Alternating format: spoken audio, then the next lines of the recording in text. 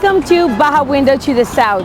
I'm your host, Denitza Garcia. Today we're here in Tijuana and we're coming with Dr. Alexander to his clinic where he will tell us all the service he has for your pets. Of course, a much better price even than USA. So join me. Tijuana, Mexico has become a haven for American pet owners seeking high quality and affordable pet services. Among the notable establishments in this bustling border city is the renowned dog clinic and grooming service run by the dedicated Dr. Alexander, offering a range of services for our beloved four-legged friends. My love for animals started basically very young.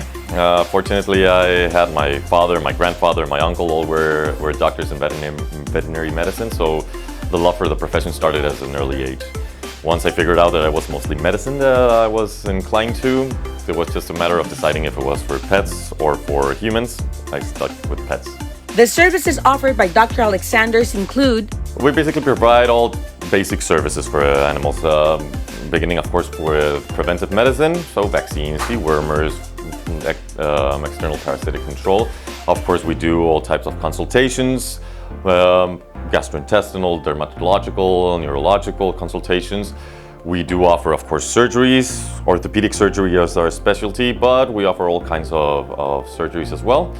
And of course, we here in our practice have as well groomers and boarding as well. We do pensions as well, yeah. So yeah, the boarding is the service that we provide is basically to take care of your pet.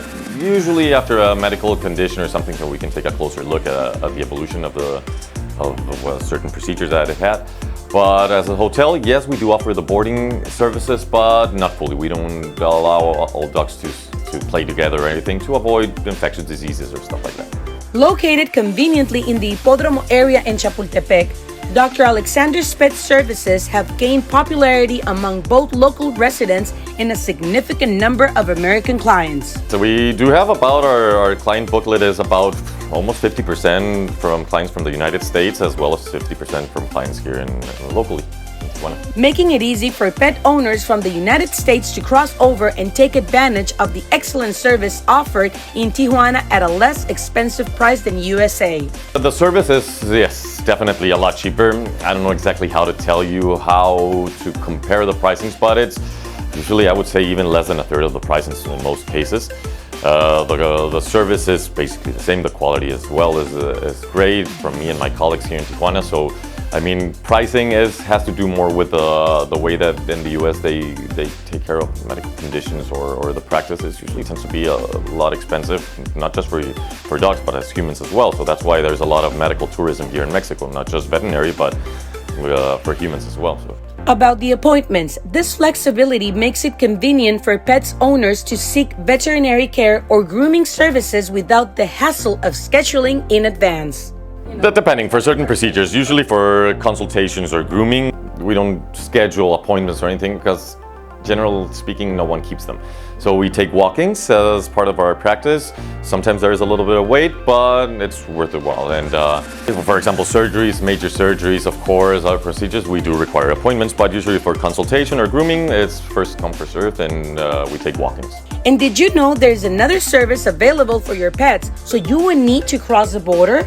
Border crossing times, it's the hassle, but there are also certain companies that do, for example, couriers that pick your dog up in the United States and bring them home so you can avoid the hassle of crossing the border. That's another option that's available. Well, there you go. Now, here's a message from Dr. Alexander. Just offer an invitation to clients over there in the United States. They're maybe a little bit hesitant or something. We do provide excellent services here in Tijuana. For my part and my colleagues here in Tijuana, you should be able to find whatever suits your needs for the attention of your dogs, of course, and of course, humans as well. Thank you so much, Dr. Alexander, for providing such an excellent service and care for our pets. Thank you so much, Dr. Alexander, for this interview and for everything you do for our pets. And now we are going with Jesus, and let's see what craft beer he has for us. Hey there, my friends. This is Baja Window to the South, and as we told you before, now we are in Rosarito. We're visiting all the craft beers in La Baja, and we are with Eleuter and Tinta Negra. Rosarito. Man, thanks for saying yes to this conversation. No worries about it. Well, we're here, so this is started. You're all set? Yes, All right, started. man. Where did it all started? Where Tinta Negra started? Well, we started in 2016. We Okay. opened in July of 2016 Okay. to the public, but we started building everything around April in the Okay. 2016. And we started to brew our own beer in the 2017. Okay. And in this moment, we have a different kind of beers from Baja. We have beer from Mexicali, we have beer from Ensenada, from Tijuana, and our own beer from I saw Rosarito. that on the fridge. Yes, it's on the fridge. It's like the visitors. And all about this concept we have is we impulse the local commerce. We Yeah. only sell local beer, craft, and at the same time we start to, you can see here the Yeah. 5 different kind of beers we do. We have an Imperial Stout, we have a Red Ale, we have a double IPA, a hazy IPA, really popular with the United States citizens, and we have the wheat beer too. Okay. We always looking for the best quality of ingredients to brew this kind of beer. And what can I tell you? People really like it. Tell me, where did the name is coming from? And Well, why? it's like at the beginning, we see the different concept of all beer, and they have their own pet. Yeah. So we just realized they don't have an octopus.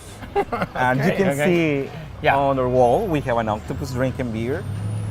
And that's why it's called Black Ink Tinta Negra. Yeah. Black ink in English. Instead of the octopus view. Yes, Alright. this own defense system of the octopus is a black ink. Yeah. So we decide to adopt as a pet and the same time as a name.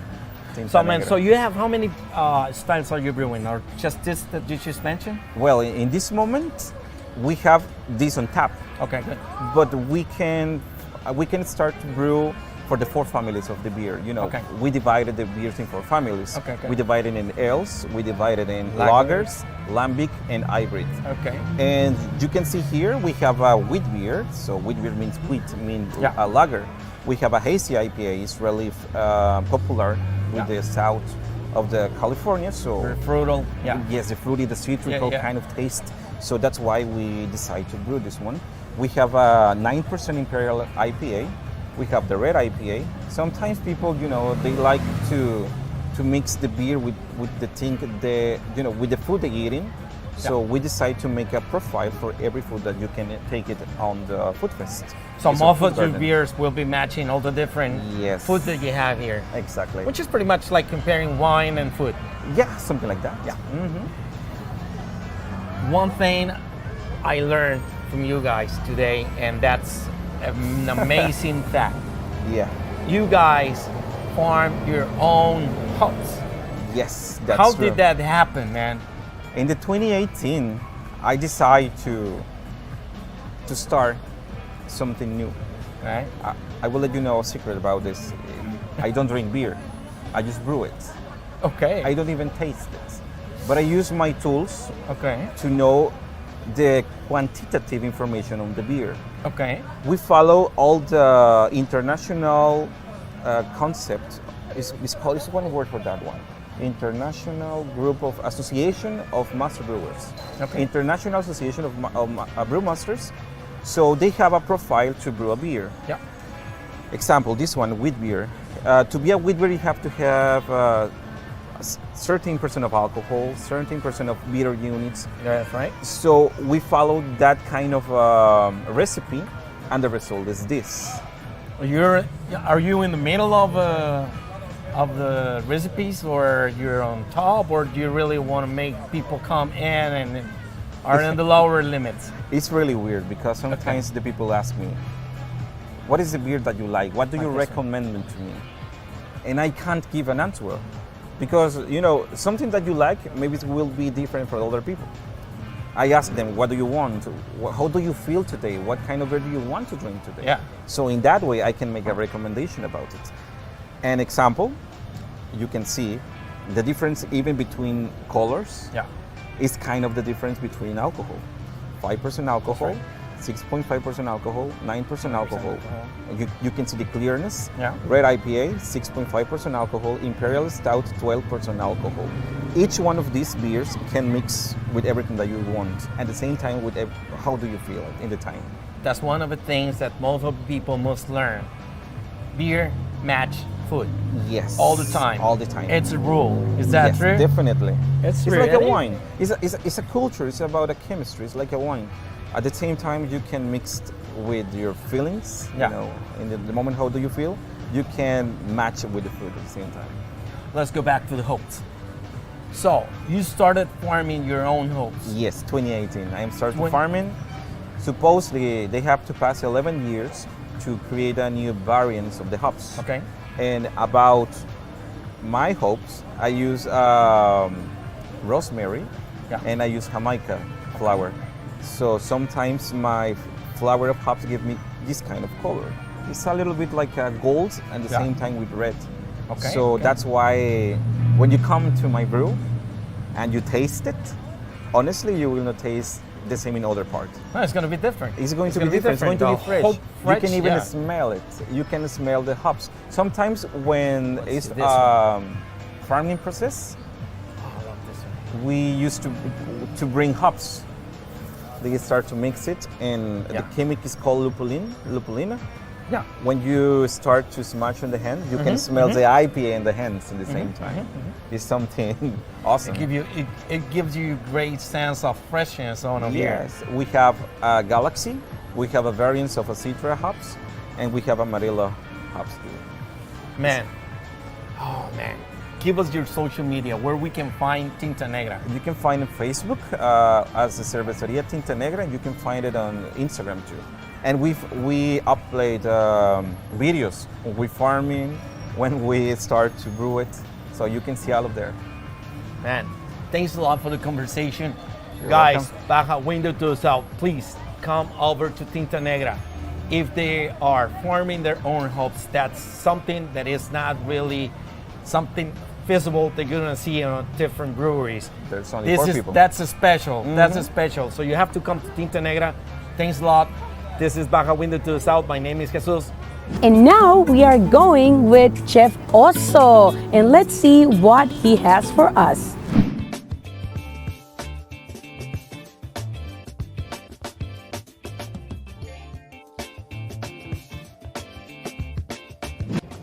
Hello, good evening. Welcome to Tras Horizonte. My name is Oso Campos, and we're gonna make some tacos, Tijuana style tacos. This is gonna be basically it's a grilled shrimp taco. It's called Gringo en Vacaciones, and so let's get started. Basically, we're gonna have camarones marinated in an adobo made with 3 different types of dry chiles, tons of garlic, tomatoes, and herbs. And we're gonna make a taco of that. Continue making our Gringo en Vacaciones taco, which is grilled shrimp taco. As I was telling you, this adobo is non-spicy. It's made out of dry chiles, herbs, olive oil, garlic, but it's not spicy. So we're gonna grill the shrimp straight to the fire, and then we're gonna add this Anaheim chile, which is like we remove the skin so it gets pre-cooked. And then we add like another semi-layer of cheese, just basically to be like a glue for our shrimp. And then we're gonna put the shrimp inside here and wait for the cheese to finish melting. And it's a quite simple taco, but it's quite tasty though. Whoa, that piece wanted to get away. This is one of our first tacos that we made when we started selling tacos on the street 11 years ago. We started with 4 different recipes, and the Gringo en Vacaciones was one of the first recipes to be selling on the streets of Tijuana. And this is the Gringo en Vacaciones. Basically, it's the quesadilla, Anaheim chile, the shrimp in adobo, and again, I'm gonna put some pickles because I love with pickles. And this is like, you can make like with this pineapple sauce that we have, it makes a nice like flavor change. And also, if you like spicy, we have these habaneros, like this Lucifer tier sauce. It's pretty good. It's pretty spicy. It's basically roasted habanero with beets. And I mean, I think this taco is pretty much ready to go. So see you next time, and hopefully you can join us. Thank you. Adios.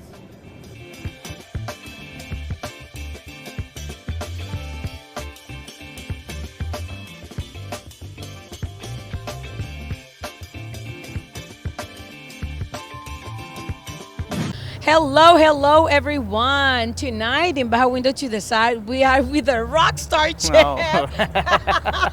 That's what we've been told. He's from Oaxaca, okay? Sabas Espinosa. And he has these restaurants, Maguey and Maíz. We're going to know all the details right up next. Gracias por estar con nosotros, Sabas Espinosa, chef de Oaxaca. Es un honor, la verdad, tenerte por acá en Tijuana, ¿eh? Hombre, pues el gusto es nuestro, ¿no? Siempre venir a compartir lo que hacemos, nuestro trabajo, Claro. siempre para nosotros es muy bonito, ¿no? Pues es lo que hacemos todos los días, ¿no? Compartir. Bueno, Sí. ya dijiste, ¿no? Soy Sabas Espinosa, soy de la ciudad de Oaxaca, tengo un restaurante soy el chef de un restaurante que se llama Maguey y Maíz. Hacemos cocina contemporánea de Oaxaca, nos enfocamos en el producto local. Pues obviamente lo contemporáneo pues es combinar, ¿no? Muchas cosas, muchas técnicas con el ingrediente y con los sabores oaxaqueños, ¿no? Entonces, Que es tan deliciosa la comida de Oaxaca, sí, corazón. no, Ahorita que de me ha todo, tocado. de una hojita, ¿no? Quintoniles, chepiches, cilantro, hasta cosas muy sofisticadas para un mole, ¿no? La Sí. complejidad y la diversidad de un mole también. ¿Cuántos moles no se pueden hacer? Y con el sazón que tienen allá, para mí es de las mejores de verdad, de la gastronomía, de las top, te puedo decir, de Oaxaca. Y yo creo que tengo que regresar a probar los manjares de ustedes, definitivamente, por pronto. favor, pero ahora que. esperamos en tu Oye, casa. gracias, muchísimas gracias. Pero ahora que te tenemos aquí también y para conocerte un poquito más, a mí me gustaría saber cómo te iniciaste también en este mundo de la gastronomía, pues. No, pues ya tiene un ratito, ¿no? Digo, actualmente tengo 34 años de edad. Yo empecé a cocinar de forma profesional a los 18 años, ¿no? Ok. Ya, Ya. Alto recorrido. Maguey y Maíz tiene 4 años. He trabajado en otros lugares, tuve otros restaurantes. Claro. Y yo creo que también cuando llego a Maguey y Maíz llego con la madurez Ya. y la visión más clara de lo que quería hacer como cocinero, de la versión y la visión que quería hacer de la comida oaxaqueña, ¿no? Por supuesto que es tu inspiración, ¿verdad? Sí, Definitivamente. sí, todo el producto, Todo. la diversidad, las formas, ¿no? Digo, en algún momento, ¿no? Cuando todavía estudiante, Ajá. hice un catálogo de los chiles de México, ¿no? Entonces encontramos cierta diversidad, más o menos como de 26 chiles endémicos del estado, ¿no? Ay, Entonces todo este tipo de cosas también pues enriquecen el trabajo como cocinero, como líder de un proyecto, pues te van dando más armas, ¿no? Sí. Y te va dando más la curiosidad por ir experimentando, por conocer más productos. Yo creo que Claro. también entender la raíz te da la libertad de poder crear todo lo que puedas ir experimentando con los sabores, ¿no? 100% a eso iba, el crear esa creatividad que hay implícita en la mezcla, sabiendo y teniendo esa conciencia de las raíces, ¿eh? Eso me encanta, porque aparte cada chef que ahorita te lo juro, y sobre todo quiero decirlo, de Oaxaca, o sea, están muy conectados con sus raíces la mayoría, y eso de verdad es algo grande, ¿eh? Grande. Digo, mexicanos somos, o sea, Sí. obviamente de ahí, o sea, y yo me incluyo, ¿no? Pero ha sido mención, entonces digo, es algo también que ¿me entiendes? Me llama la atención y que me encanta, ¿no? O sea, realmente lo admiro bastante. Muchas gracias. Entonces, bueno, pues hablando también ahora de estas tierras también baja californianas, ahorita que nos visitas, o sea, a ver, ¿qué comida te gusta también de acá que nos puedas mencionar así? Ay, jole, yo creo que la comida del mar, ¿no? El producto marino que hay en esta parte del país, yo me atrevería a decir que es de los mejores, ¿no? Sí. Más de México, Sí, hay mucha son los calidad que- de nivel internacional, ¿no? O sea, Claro. la frescura, ¿no? Yo digo, en Oaxaca estamos muy conectados con el tema del producto fresco, ¿no? Yo creo que la frescura y el resultado que da el producto de acá de Baja California, pues también es es bastante interesante, ¿no? Y Sí. te da esa pauta también creativa, Para ¿no? crear más para y poder fusionar, ¿no? descubrir más cosas, ¿no? Descubrir más cosas, descubrir más sabores y pues, digo, el tema de la comida callejera también es interesante, ¿no? Ay, no, Es hombre, interesante. olvídate, claro que sí. Es interesante, Estamos ¿no? muy conectados ahí también y tenemos, bueno, muchísimas cosas deliciosas. Entonces, qué padre tenerte por acá, increíble que estén haciendo esa fusión Oaxaca, obviamente, con Baja California y pues deseándote todo el éxito del mundo, en serio, que claro que también que nos compartas tus redes para seguirte y saber un poquito más de ti, pues. Bueno, las redes del restaurante es Maguey Maíz en Instagram, Facebook y las personales es SH-Espinosa. Por ahí estamos compartiendo todo lo que hacemos, Claro. la rutina, ¿no? También se va convirtiendo ya en el tema de pues, difundir nuestro trabajo y nuestra cultura, ¿no? Oye, es parte del trabajo, les toca ni modo, ya les estoy diciendo, ya los chefs son como celebridades, a ustedes, claro que sí, pero qué creo que- padre, yo sé a lo que te refieres, el trabajo es lo que importa, pero es parte Sí. del show, no me vas a decir que no, pues ni modo, ¿verdad? Pero no, en serio, sabes, qué gusto tenerte, muchísimas El gusto gracias es mío, por te esperamos compartir con pronto en nosotros, Oaxaca y claro que que nos sí, visiten. a deleitarme, thank you so much for joining us, let's go to Oaxaca, everyone, right now we have a lot to try. Thank you. Thank you, Chef, for this interview. That was wonderful. And well, a few weeks ago, users reported this problem, this chaos, vehicular chaos, on the American side, crossing the border from San Diego to Tijuana, since there were just 3 lanes open by the Mexican customs. So, about that, we have news. In the morning of Sunday, November 12th, the Consulate General of Mexico in San Diego shared on social media that all lanes to cross from San Isidro to Tijuana at El Chaparral port of entry are currently open in order to reduce waiting times at the border crossing. In the last few months, delays of up 3 hours have been reported to get into Tijuana, an issue that has affected Tijuana natives, students, and tourists. Due to this situation, the President of Mexico, Andrés Manuel López Obrador, who was visiting the city of Tijuana, said that he was not aware about this issue but made a commitment to resolve it before 2023 ends. On Saturday, November 11th, Customs Director André George Bojo revealed some actions that were contemplated to resolve this issue and speed up pedestrians and vehicular border crossing into Mexico. The first, which is currently being carried out, is the expansion of 3 lanes at El Chaparral port of entry. They are also analyzing implementing a speedy pass system similar to Sentry. However, cost or the sector of the population for this pass has not been determined. Well, now you know what the President of Mexico, Andrés Manuel López Obrador, said about all the people who cross the border mostly every day from San Diego to Tijuana. It's going to be quicker. There's going to be a solution.